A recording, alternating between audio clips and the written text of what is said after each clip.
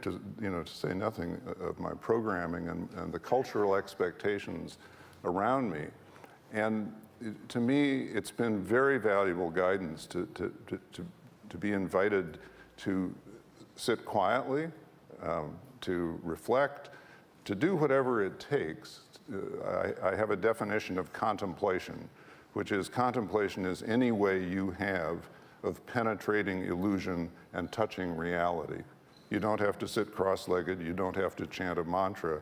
One of the most contemplative people I know is a woman raising a child with severe developmental disability who has to live her life and that child's life. And she loves that child with a passion, and in the raising of that child, she has penetrated every cruel illusion this society has about what makes a human being worthwhile.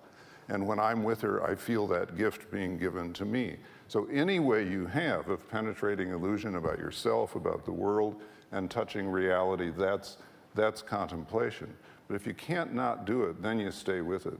I'll just tell a quick vocational story, because for me, humor is another form of contemplation. My mother died at age 93 about 10 years ago, and she spent the last decade of her life being totally baffled by how I made my living. My dad had a title, he had a company, he reported to an office, he put on a suit and tie every morning. I had a post office box in Madison, Wisconsin, and nothing that would fit on a business card. So I visited her towards the end of her life, and she said, "Parker, you've got to tell me one more time, because I'm worried, and a lot of my friends are worried." I think she was worried that I was going to move into her basement. How do you make your living? And you got to picture this. She's sitting there in her wingback chair with her cane planted in the carpet, looking for all the world like the Queen of Romania, lacking only a tiara, really. And I said, "Okay, Mom, I'll try again." I write books and articles, which are a kind of form of talking to people about things I care about, hoping that they will care about them too. Sometimes people read those books and articles and they invite me to come and give a lecture or a workshop or a retreat about those things, so then I can talk to them face to face. And then I kind of just ran out of gas. I said, "Mom, that's about all I can tell you about how I make my living."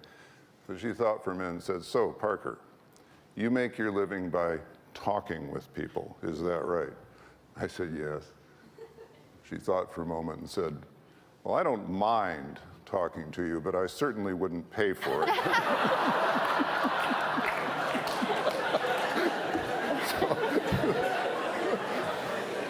And every now and then I say, "Thank you, Mom." That was cool. See, the humility, she's keeping you humble there, right? Yeah. Right. So there's a phrase of Thomas Merton that in everything there is a hidden